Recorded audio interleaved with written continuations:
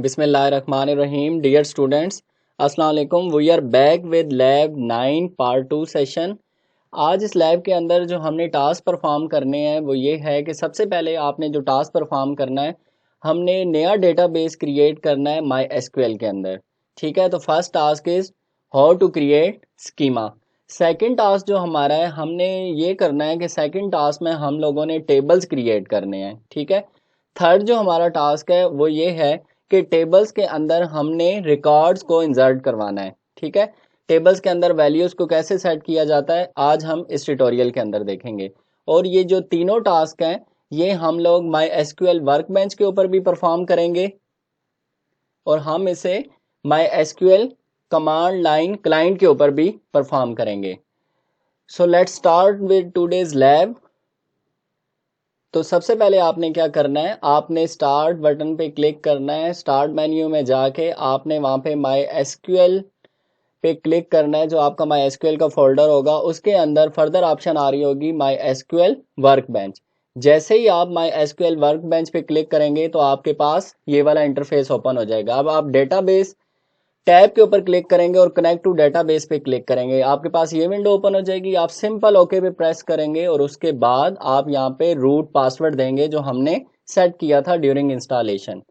जैसे ही आप root password देंगे तो आपके पास ये इंटरफेस ओपन हो जाएगा। आपकी लेफ्ट साइड पे स्कीमास शो हो रहे होंगे, ये आपके वो 3 स्कीमास जो बाय डिफॉल्ट इस डेटाबेस के अंदर क्रिएट हुए हैं। अब हमारा जो फर्स्ट टास्क है, हमने न्यू स्कीमा क्रिएट करना है। तो उसका मेथड क्या है, न्यू स्कीमा क्रिएट करने के लिए, न्यू डेटाबेस क्रिएट करने के लिए हमने जो कमांड राइट करनी है that is create space database space schema name. ठीक है, तो इस कमांड को आप अपर केस और लोअर केस दोनों कैरेक्टर्स दोनों लेटर्स में आप लिख सकते हैं। तो हमारी कमांड क्या है, create space database space schema name, यानी डेटाबेस का नेम आपने क्या रखना है। तो यहाँ पे हमने स्टूडेंट रखा है। ठीक है, उसके बाद आप सेमी कॉलन देंगे और आप एग्जीक्यूट जो ऊपर बटन है उस पर क्लिक करेंगे और साथ ही स्कीमा के साथ रिफ्रेश ऑप्शन पे क्लिक करेंगे तो देखें आपकी लेफ्ट साइड पे स्टूडेंट का स्कीमा क्रिएट हो चुका है। ठीक है, अब आपने अगर इस स्कीमा को एज अ डिफॉल्ट स्कीमा बनाना है तो उसके लिए हम कमांड देंगे यूज स्पेस स्कीमा नेम, और स्कीमा नेम हमारा क्या है, स्टूडेंट सेमी कॉलन। अब आप इस क्यूरी को रन कर दें तो ये आपका डिफॉल्ट स्कीमा जो है अब ये एग्जीक्यूट हो चुका है। अब यानी हम जो भी टास्क परफॉर्म करेंगे, जो भी क्यूरी एग्जीक्यूट करेंगे वो इस स्कीमा के ऊपर रन होगी, इस स्कीमा के ऊपर इंप्लीमेंट होगी। ठीक है, तो दूसरा मेथड ये है कि आप उस स्कीमा के ऊपर राइट क्लिक करें और यहाँ पे सेट एज डिफॉल्ट स्कीमा की ऑप्शन आ रही है, इस पे क्लिक कर दें तो आपका वो वाला स्कीमा सिलेक्ट हो जाएगा। देखें आप नीचे कर्सर मैं जहाँ पे लेकर जा रहा हूँ यहाँ पे स्कीमा स्टूडेंट शो हो रहा है। ठीक है, तो अब आपका जो राइट नो करंट पोजीशन है डेटाबेस की वो कौन सी है, स्टूडेंट स्कीमा की। नेक्स्ट जो हमारा टास्क है, हम लोग अब यहाँ पे क्या करने जा रहे हैं, हम लोग एक टेबल क्रिएट करने जा रहे हैं जिसका नेम है पर्सनल। तो उसके लिए जो आपने कमांड यहाँ पे राइट करनी है वो है क्रिएट, क्रिएट के बाद आपने स्पेस टेबल। ठीक है, ये कीवर्ड है, इसको आप चेंज नहीं कर सकते, यानी टेबल क्रिएट करने की कमांड क्या है, create table, create space table space table name. तो टेबल नेम हम लोग यहाँ पे क्या सेट कर रहे हैं, पर्सनल।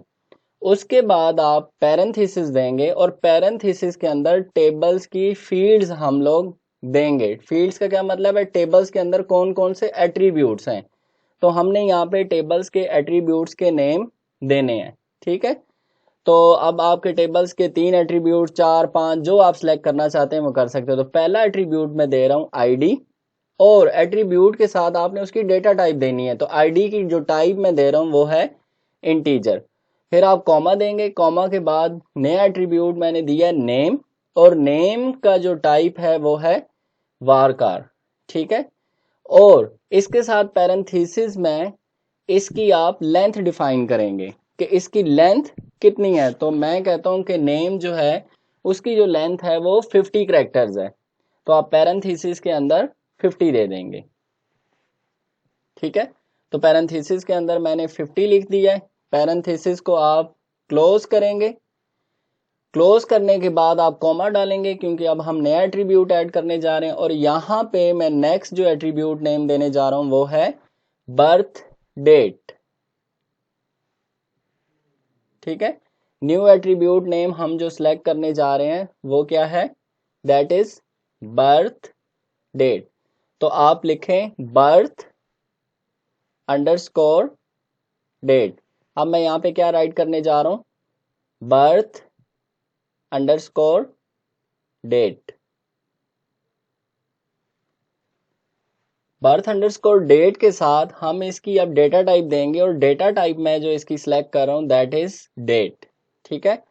अब फिर आप कॉमा देंगे यहाँ पे और अब हम यहाँ पे न्यू एट्रीब्यूट ऐड करेंगे और न्यू एट्रीब्यूट यहाँ पे जो मैं ऐड कर रहा हूँ दैट इज फोन और साथ ही उसकी टाइप देंगे दैट इज वारकार और वारकार के साथ उसकी हम लेंथ डिफाइन करेंगे। तो यहाँ पे मैं 12 दे रहा हूँ क्योंकि मोस्टली आपने देखा होगा जो मोबाइल नंबर्स हमारे होते हैं उसमें मैक्सिमम नंबर जो है 12 डिजिट्स होता है।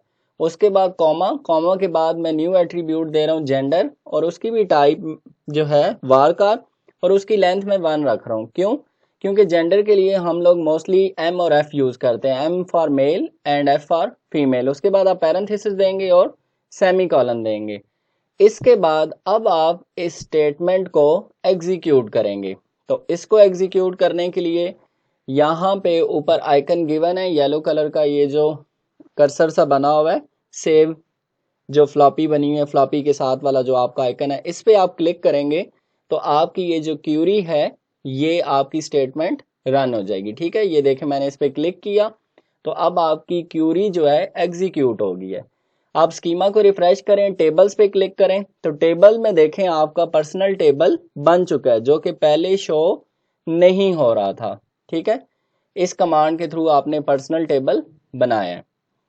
अब जो हमने नेक्स्ट काम करना है, हमने क्या करना है, इस टेबल के अंदर हमने रिकॉर्ड इंसर्ट करवाना है। तो उसके लिए जो कमांड आपने टाइप करनी है that is insert into table name और टेबल नेम हमारा क्या था, पर्सनल। ठीक है, साथ ही पैरेंथेसिस में उसके एट्रीब्यूट्स लिखने हैं, एट्रीब्यूट्स वही लिखने हैं जो हमने पहले दिए थे। तो फर्स्ट हमारा आईडी था, second name, third birthday, fourth हमारा फोन था।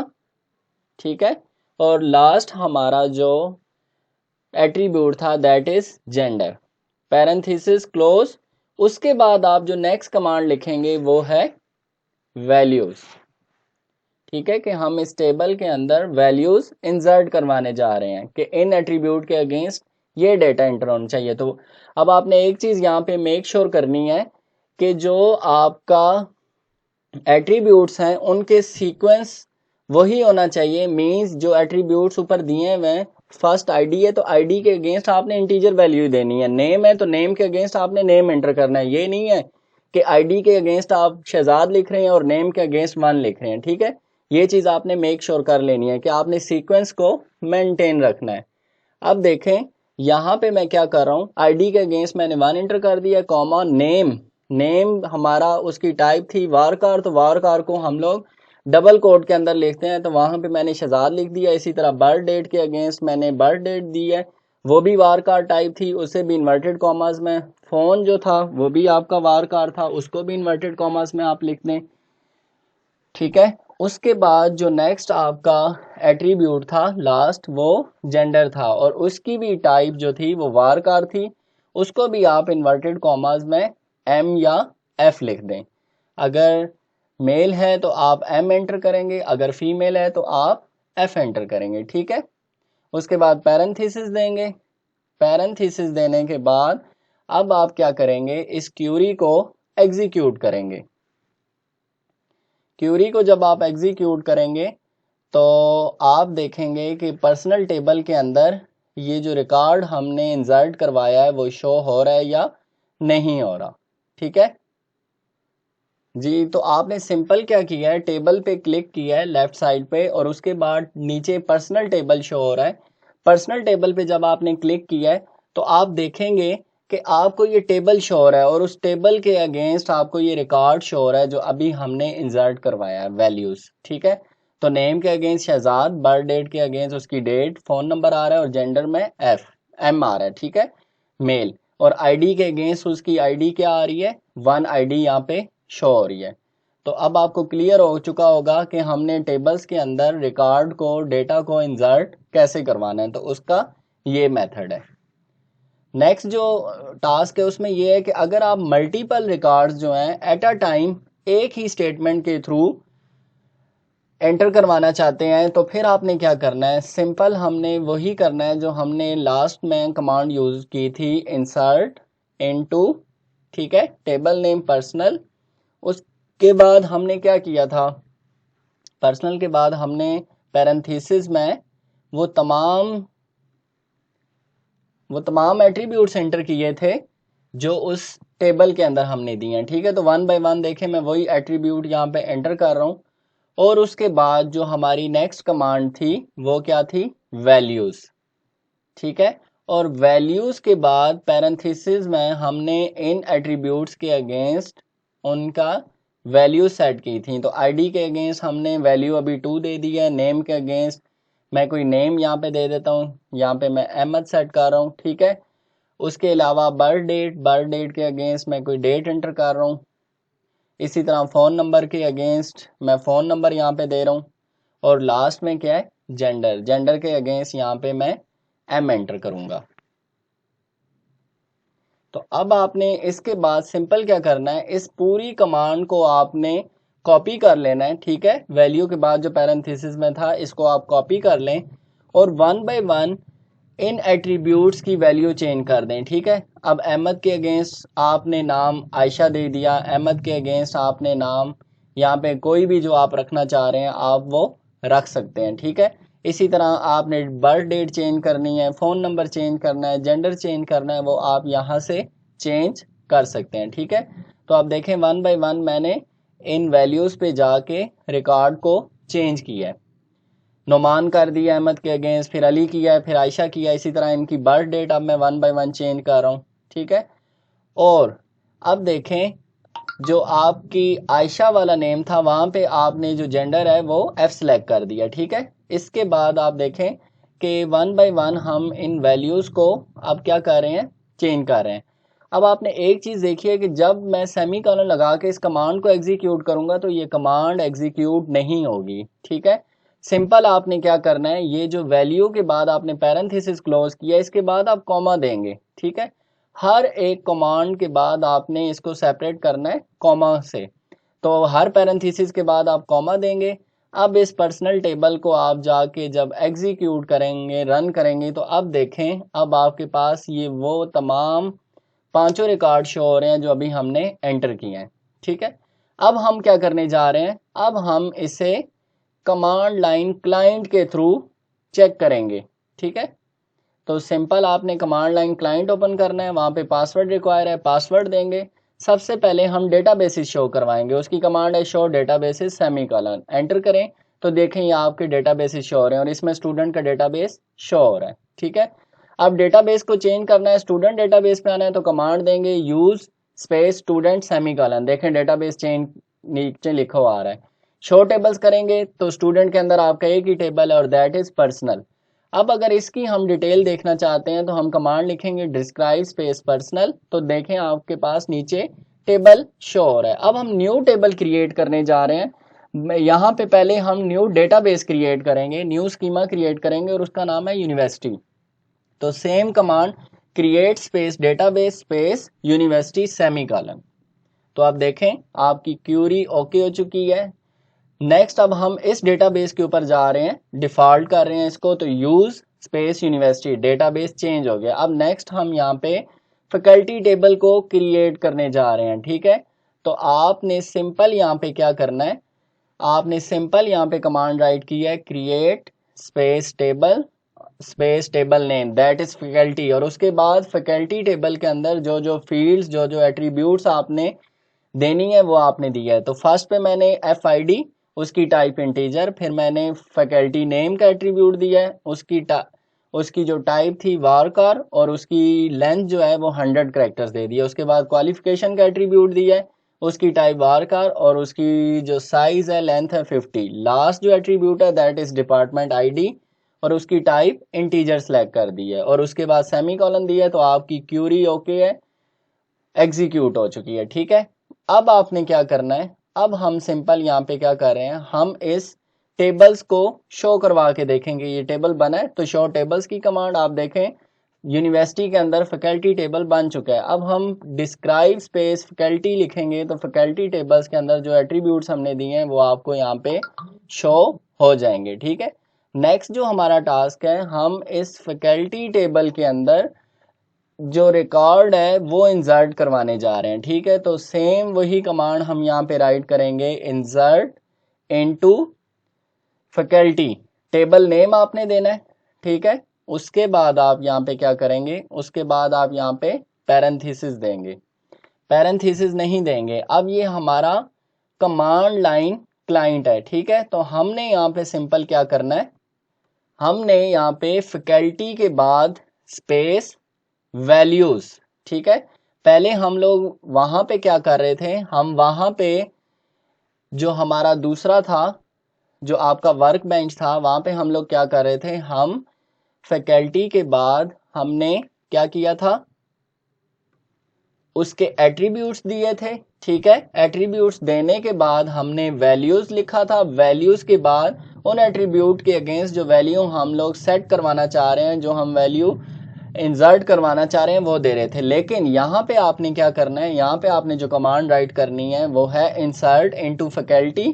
एट्रीब्यूट्स आपने यहाँ पे नहीं लिखने, सिंपल आपने नेक्स्ट जो है वैल्यूज, और वैल्यूज के अगेंस्ट, एट्रीब्यूट्स के अगेंस्ट वो वैल्यूज दे देनी है। तो पहली हमारी आईडी थी, आपने वो दे दी, फिर नेम दे दिया, नेम के बाद फिर हमारा जो एट्रीब्यूट था क्वालिफिकेशन थी वो सॉफ्टवेयर इंजीनियरिंग दे दी, और लास्ट पे department ID 1, semicolon, enter press किया तो क्यूरी आपकी रन हो चुकी है। अब हम क्या करना चाहते हैं, अब हम ये देखना चाह रहे हैं कि ये जो हमारा फैकल्टी टेबल है इसके अंदर कितने एट्रीब्यूट्स हैं और उन एट्रीब्यूट्स के अगेंस्ट रिकॉर्ड जो है वो स्टोर हुआ है, वो मेंटेन हुआ है या नहीं। तो उसके लिए जो आपने कमांड राइट करनी है वो है सिलेक्ट स्टैटिक फ्रॉम फैकल्टी। ठीक है, स्टैटिक क्यों कर रहे हैं, क्योंकि हम फैकल्टी टेबल के तमाम एट्रीब्यूट्स को देखना चाह रहे हैं। तो जैसे ही आपने ये कमांड रन की तो आप देखें आपके पास ये टेबल शो हो गया है, और इस टेबल के अंदर आपके पास faculty name, faculty ID, faculty name, qualification, department ID, वो चारों एट्रीब्यूट्स शो हो रहे हैं, और उन चारों एट्रीब्यूट्स के अगेंस्ट जो हमने वैल्यूज जो रिकॉर्ड इंसर्ट किया है वो भी शो हो रहा है। ठीक है, अब हम क्या करेंगे, हमने सिंपल जो डेटाबेस और जो टेबल यहाँ पे बनाया है, हमने ये मेक श्योर करना है क्या वर्क बेंच के अंदर भी वो डेटाबेस और वो टेबल मेंटेन हो रहा है या नहीं, वो वहां पे भी शो हो रहा है, या जस्ट जो हम कमांड लाइन में काम करेंगे वो सिर्फ कमांड लाइन में ही शो होगा। ठीक है, तो अब हम सिंपल क्या करेंगे, हम दोबारा वर्क बेंच के ऊपर जाएंगे और वर्क बेंच पे जाके वहां पे चेक करेंगे कि स्कीमास के अंदर जो हमारा यूनिवर्सिटी का स्कीमा है वो बन चुका है या नहीं। तो आप देखें यहाँ पे यूनिवर्सिटी स्कीमा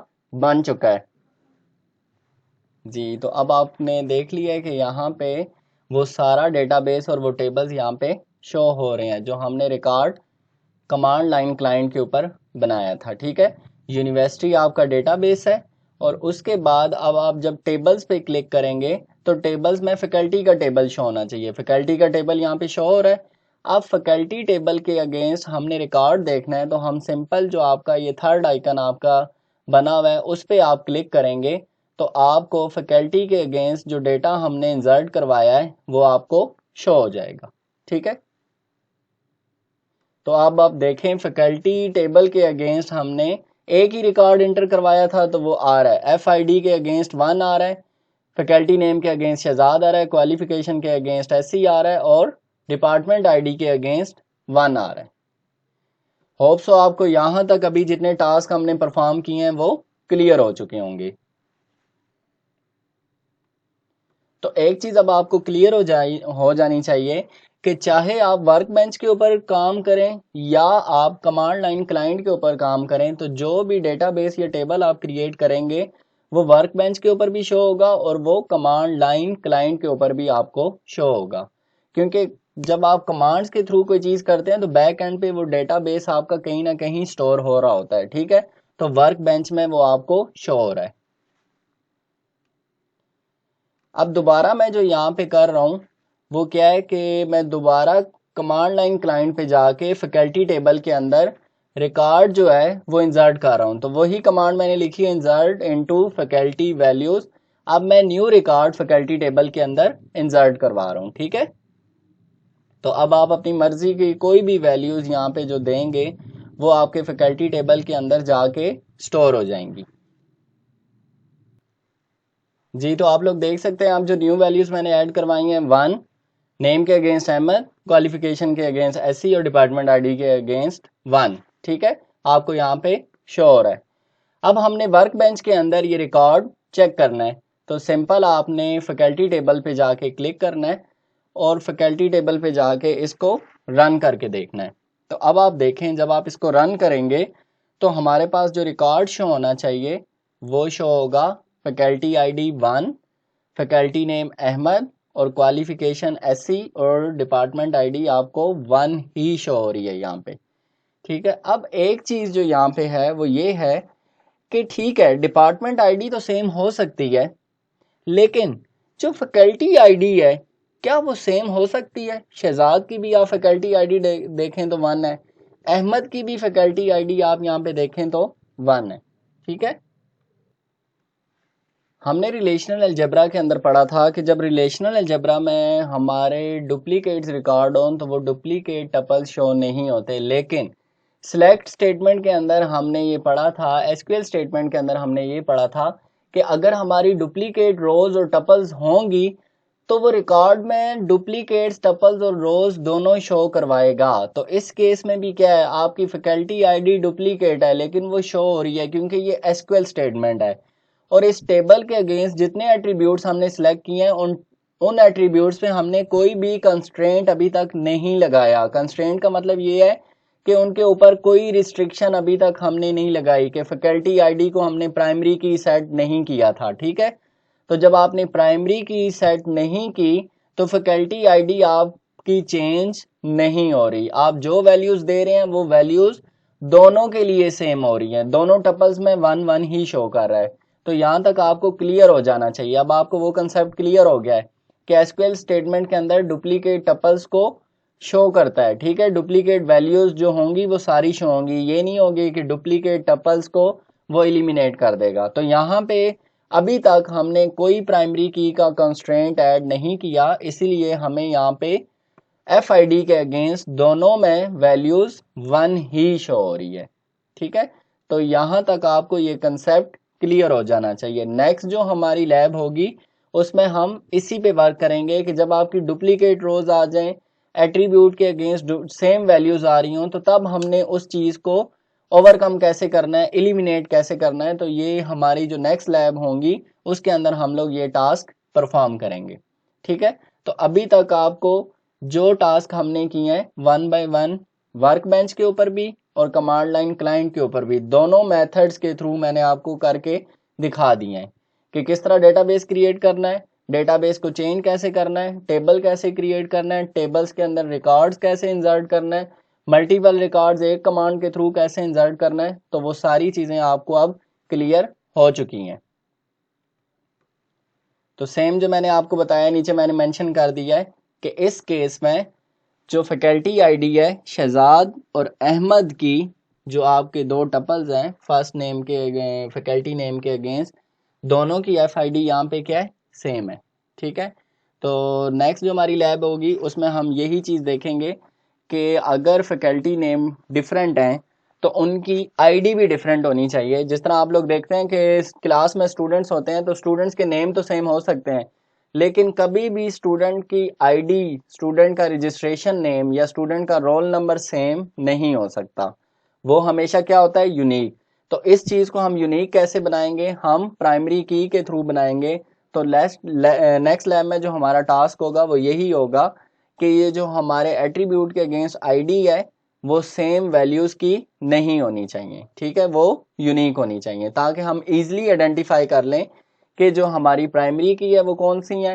हाँ, आपके टेबल्स डिफरेंट हैं और टेबल्स के अंदर सेम एट्रीब्यूट्स हैं, तो हर टेबल में जो एट्रीब्यूट होगा किसी में वो एज अ प्राइमरी की एक्ट कर रहा होगा और किसी टेबल के अंदर वो एज अ, तो मैं उम्मीद करता हूँ कि आज की लैब आपको क्लियर हो चुकी होगी। इसके अंदर जितने टास्क हमने परफॉर्म किए हैं वो आपको क्लियर हो गए होंगे। इसी तरह जो हमारा ऑनलाइन लैब सेशन होगा उसमें भी ये टास्क 1 बाय 1 हम लोग इंशाल्लाह क्लियर कर लेंगे। फर्दर आपको कोई क्यूरी कोई क्वेश्चन है तो आप मुझसे पूछ सकते हैं, ठीक है। आप CU ऑनलाइन के थ्रू मुझे इंटरेक्ट कर सकते हैं। आप लोग मुझे व्हाट्सएप पे मैसेज कर सकते हैं। आप लोग मुझे जो हमारा ग्रुप बना हुआ है गूगल क्लासरूम के ऊपर कर सकते हैं। MS टीम के ऊपर आप मुझे चैट में मैसेज भेज सकते हैं, जहाँ पे आपको इजी लगे।